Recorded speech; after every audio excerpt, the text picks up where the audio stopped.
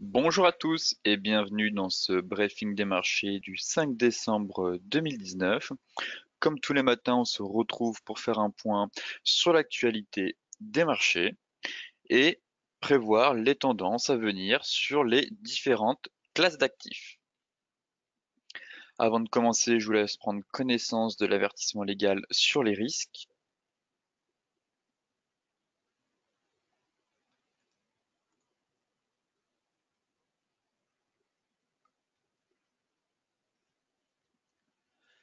Alors hier, les bourses européennes ont terminé dans le vert.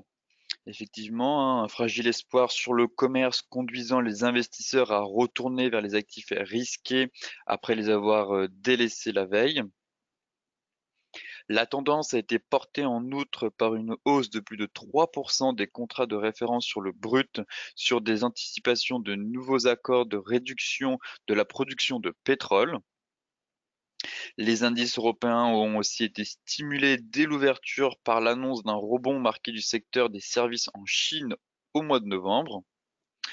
Enfin, les indices ont augmenté leurs gains après une information de Bloomberg affirmant, à l'appui de sources bien sûr non identifiées, que les États-Unis et la Chine se rapprochaient d'un accord de phase 1 sur le commerce. Enfin, côté US, Wall Street s'octroyait un rebond hier, terminant avec une hausse de plus de 0,53%, portée justement par l'espoir de voir la Chine et les États-Unis conclure la première phase d'un accord commercial. Les investisseurs ont particulièrement, on va dire, apprécié les déclarations du président américain Donald Trump, selon lesquelles les discussions avec Pékin se déroulent très bien, alors que justement, hein, pour rappel, il avait douché la veille les espoirs de conclusion rapide de la première phase des négociations commerciales. Enfin, pour terminer, les perspectives encourageantes sur le front du commerce ont profité au rondement des trésoreries, tandis que le billet vert, lui, était orienté en baisse contre un panier de devises. Maintenant, comme à l'accoutumée, intéressons-nous à la partie graphique et on va tout de suite commencer avec le CAC 40. Alors le CAC 40 qui a effectué une correction hein, sur le premier support qui était situé vraiment vers les 5700 points, hein. Là, c'était vraiment le niveau à surveiller pour essayer de rentrer une nouvelle fois à l'achat pour tenter un rebond. Effectivement, comme je vous le disais hier, on avait cette divergence sur RSI, ici en 15 minutes, qui a parfaitement fonctionné, hein. Elle était validée vers les 5720. Je vous disais aussi que l'objectif d'une divergence en général, c'est d'avoir au moins un retracement de 50% de la dernière vague de baisse. Et actuellement, c'est ce qu'on a eu, hein, si on part des 5000 vers les 5950 points jusqu'aux 5700 points, voilà, les 5820, c'était mon objectif sur cette divergence baissière. Donc on a atteint l'objectif. Actuellement, je suis neutre sur le CAC 40. Là actuellement, il faudrait voir si on a des nouvelles informations sur l'indice, comment va se comporter les avancées commerciales avec la Chine. Mais pour le moment, je suis plutôt neutre, à savoir est-ce qu'on va corriger on retrace de 50% pour repartir à la baisse, ou au final on s'est juste fait une frayeur, on va réintégrer pour rappel notre fameuse résistance mensuelle située juste ici. Voilà. Donc on a notre résistance mensuelle, donc est-ce qu'on s'est fait une frayeur et on va tout de suite la réintégrer, ou au contraire, est-ce que la baisse va se prolonger? Est-ce qu'on a juste une correction? On va retourner sur les 5700 points. Il faudra voir ça dans les prochaines séances. Concernant le DAX lui a plutôt bien tenu hein, comparé aux autres indices qui ont quand même corrigé durant deux séances. Là, le DAX est juste venu combler le premier gap qui était laissé ouvert, hein. Pour rappel, ce gap, c'était un gap qu'on avait gapé aussi une nouvelle fois ici, qui se retrouvait juste là. Donc, il nous manquait ce gap-là à venir combler. Donc, on l'a parfaitement comblé. Là, on se situe, pareil, je suis assez neutre sur le DAX pour le moment, on vient tester justement notre niveau de résistance situé vers les 13 180, 13 200 points. Hein, juste ici, on a ces deux niveaux importants de prix, hop, qu'on peut matérialiser juste là. Alors c'est pareil que pour le CAC, hein, pour moi, c'est si on casse ce niveau, éventuellement, on pourrait retourner vers les 13 350. Toutefois, on a quand même une belle bougie impulsive ici, hein, si on les compare aux autres, on avait plutôt des doji avec très peu de corps. Ici, on a vraiment une belle bougie impulsive avec un avalement vu qu'on a ouvert en gap. Donc ce chandelier m'invite à la prudence et c'est pareil, c'est ce qu'on va justement baisser, faire un rebond technique pour repartir vers les 13 940. Pour moi, vraiment, le niveau technique à passer, ça va être les 13 180, 13 200 points pour avoir justement un peu plus de visibilité pour la suite.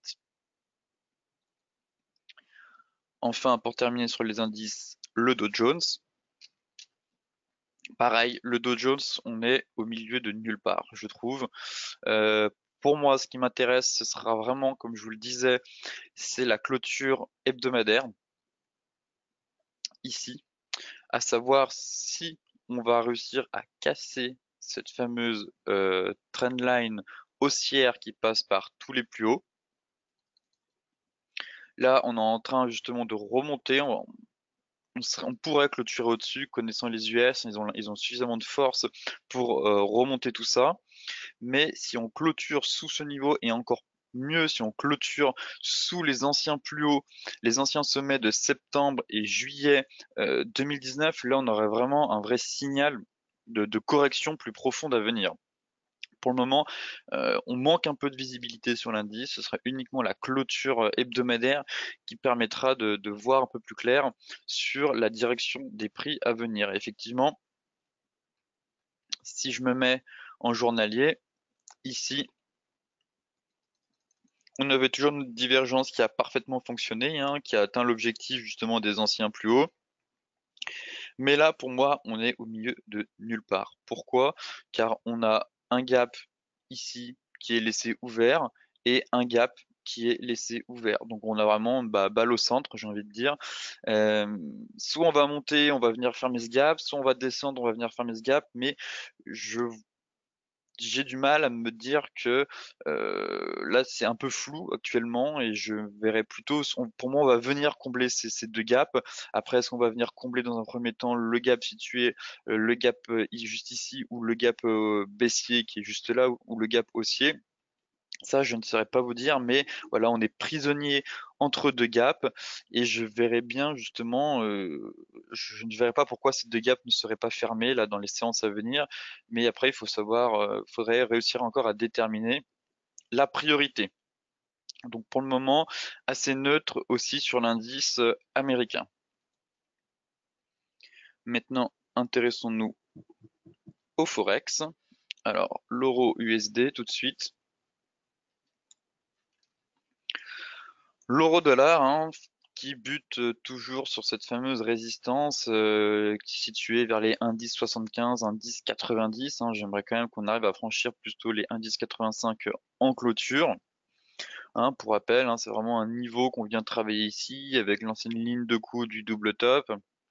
Ici, bon, bah, on a fait une belle mèche, clairement pour les vendeurs de range. Comme je vous le disais, ici, on avait un magnifique range en données 4 heures. Et pour ceux qui vendent les hauts de range pour viser le milieu du range et la zone d'équilibre, et ben hier, hein, on a eu une belle mèche, clairement. Euh, je, je me disais, bon, on va avoir une bougie impulsive. Si on sort de ce range, clairement, de ce niveau, on l'a tellement travaillé depuis maintenant plus d'une semaine.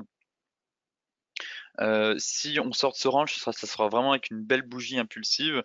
Et hier, en voyant celle-là, je me suis dit, c'est bon, on a un signal, ça y est, enfin, on va sortir. Et vous voyez, on a une belle mèche et on réintègre tout de suite le range. Et vraiment, les vendeurs se montrent vraiment présents sur ces niveaux de prix. Là, actuellement, on est en train de faire une nouvelle tentative de sortie de range. Mais je pense que le mieux serait d'attendre vraiment une clôture daily pour avoir un peu plus de visibilité sur cette paire. Car je trouve que c'est assez piégeux. Effectivement, hein, tant qu'on n'a pas une belle bougie, enfin, soit on a une clôture vraiment sous les 1,10 75 ici, et là on sait qu'on va avoir une rotation des prix à l'intérieur du range vers le bas du range, soit on a une clôture nette, allez, le mieux ce serait vraiment au-dessus de cette mèche-là vers les 1,10 90. Dans ce cas-là, on peut rejoindre les anciens plus hauts avec l'alignement de la moyenne mobile 200 et de la droite de tendance qui passe juste ici, la droite de tendance baissière, et on pourrait vraiment rejoindre ce niveau vers les 1,1150, 1,1185. L'euro CHF,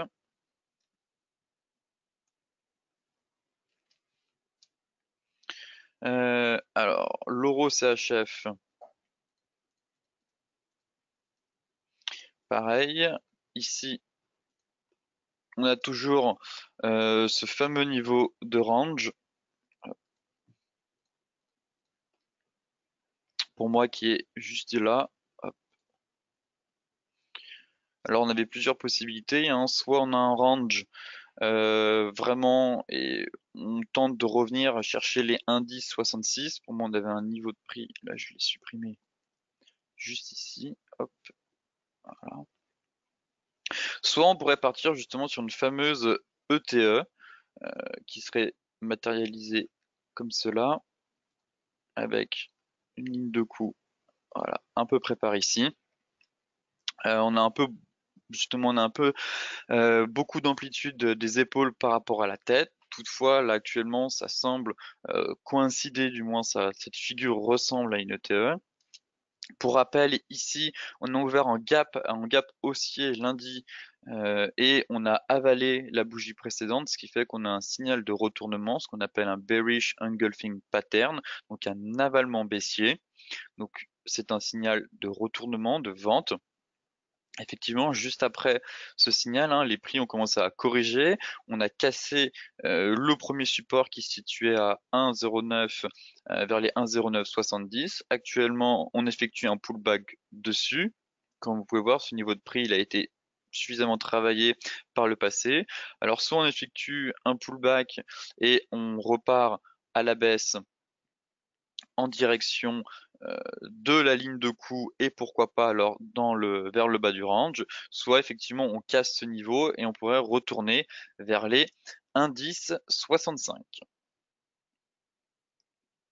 Enfin, pour terminer, le GBP NZD.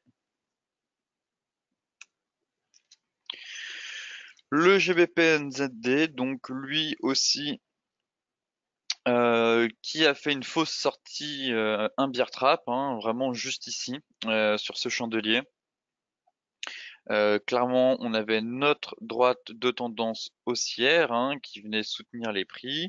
Ici, on a une belle bougie qui est venue casser cette droite de tendance, l'espèce de triangle fanion. Et enfin, notre niveau technique, le seuil psychologique situé à 2, hein, pour rappel, qu'on est venu tester ici, on a échoué, on est venu casser, qu'on est venu tester à ce niveau-là. Pareil ici. Donc effectivement, quand on voit cette bougie qui casse la droite de tendance haussière et le support, on peut se dire qu'on va avoir une correction plus prononcée des prix, mais non. Là, on a réintégré justement ce support, hein, donc qui est maintenant devient notre support. Donc on réintègre ce niveau de prix. Actuellement, on est en train de travailler notre oblique haussière et cette oblique baissière hein, qui correspond à la borne haute du triangle. Et effectivement, pour avoir une reprise de la dynamique haussière, hein, quand même à moyen terme, on a quand même une dynamique haussière. Pour avoir une reprise, je pense, il faudrait vraiment casser en clôture les 2,20. Vraiment, ce niveau de mèche, vraiment s'extraire, avoir une belle cassure de la trendline haussière et baissière et casser ces anciens niveaux de prix où on se situe vers 2,17 et le mieux serait les 2,20. Maintenant, le gold, les matières premières. Voilà, le gold, comme je vous le disais hier, soit on part sur un double bottom, soit on part sur un trading range. Effectivement, là, on a eu un peu de mal à casser, hein. Si on prend vraiment la ligne de coup, c'est les 1478, hein. Pour rappel, on a aussi notre ancien bad range. Là, on a eu une belle impulsion, une belle bougie, et là, on commence à coincer, effectivement, sur ce niveau de prix. Là, pour moi, on a une grosse zone de prix qui correspond à la borne haute de notre range et à la borne basse de ce range-là. Donc soit vraiment on casse, vraiment ce serait vraiment les 1480, on valide notre double bottom et on part en direction des 1510 et en plus on aurait la sortie de ce canal baissier de consolidation. Soit c'est encore trop tôt pour l'or. Dans ce cas-là, on fait une nouvelle rotation des prix vers le bas du range, situé vers les 1443 $. Enfin, le Brent, qui lui a beaucoup bougé hier, hein, et on prend plus de 4%. C'est piégeux aussi, je trouve, le Brent. Finalement, on a une séance ici où on casse notre canal haussier avec une belle bougie impulsive et on réintègre notre trendline baissière qui passe par tous les sommets juste ici. Derrière, bon, bah, c'était quand même le niveau 60, le niveau psychologique des 60 à casser, à franchir pour valider la poursuite de la baisse. J'avais évoqué un risque de range sur une unité de temps plus courte, à savoir le 4 heures. Hop, juste ici, hein, j'avais déjà commencé à tracer ce range. Voilà, donc ici, finalement, on part sur un range de moyen terme, enfin de court terme plutôt, qui se matérialise vers les 64,35 et la borne basse vers les 60,50. Et effectivement, on est venu tester notre bas du range. Ici, on est parti, on a fait un magnifique double bottom en données 4 heures. On casse notre main mobile, pullback dessus, on part. L'objectif théorique du double bottom a été atteint. Il se situait vers les 63,30. Donc pour le moment, je suis plutôt neutre aussi sur le pétrole. Soit on va retourner sur le haut du range et faire un chandelier de retournement pour repartir faire une nouvelle rotation, soit éventuellement, alors on casse, on met un terme à cette zone de consolidation. Et si on arrive à casser pour moi les 64,40, on repart en direction vraiment de la prochaine résistance située à 67 $, qui est voilà, juste ici. Voilà, ça, c'est un niveau de prix à surveiller, intéressant, qu'on est venu tester plusieurs fois. Donc le prochain gros niveau de prix sur le Brent serait les 67 $. Enfin, pour terminer ce briefing des marchés, on va regarder le Bitcoin.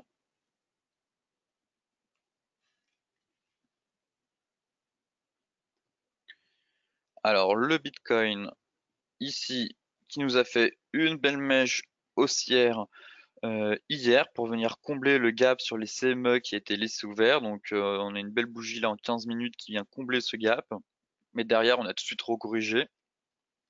Voilà, ici, belle bougie haussière. On s'approche de notre fameuse résistance des 7600, mais derrière, bon, le marché, c'était juste pour venir combler le gap qui est ouvert sur les futurs. Derrière, ça a recorrigé. Et là, on est en train de repartir.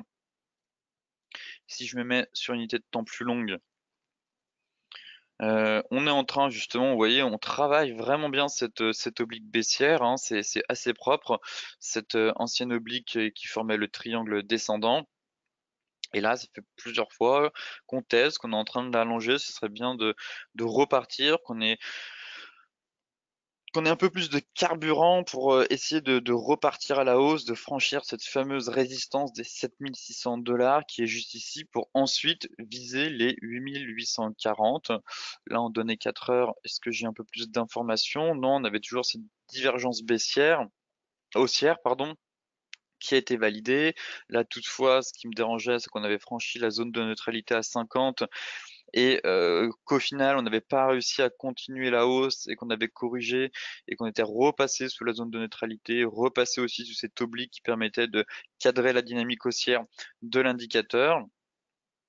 Toutefois, voilà, tant qu'on ne franchit pas le dernier point bas qui a été fait ici dans la dynamique, enfin dans la reprise haussière, à savoir les 7075, on a toujours une éventuelle poursuite une reprise haussière qui pourrait continuer, hein, mais comme je vous le disais, vraiment les niveaux techniques clés à surveiller, ce sera les 7 600 $ et aussi le franchissement de cette moyenne mobile vers les 8 000 $, pour ensuite viser les 8 840 $. Ce briefing des marchés touche à sa fin. Pour celles et ceux qui sont intéressés pour consulter l'article dans son intégralité sur notre site DailyFX, je vous mets le lien dans la description de la vidéo. Pour rappel, j'organisais un séminaire, enfin un webinaire sur la deuxième partie de l'indicateur Ishimoku. Le replay est disponible aussi sur notre chaîne YouTube. Enfin, pour celles et ceux qui souhaitent justement s'inscrire et découvrir l'indicateur, j'organise la dernière session, la partie 3 de l'indicateur, le 18 décembre à 14 h. Je vous mets aussi le lien d'inscription dans la vidéo. Enfin, je vous souhaite à toutes et à tous une excellente journée, de très bons trades et on se retrouve demain matin pour faire un nouveau point sur les marchés.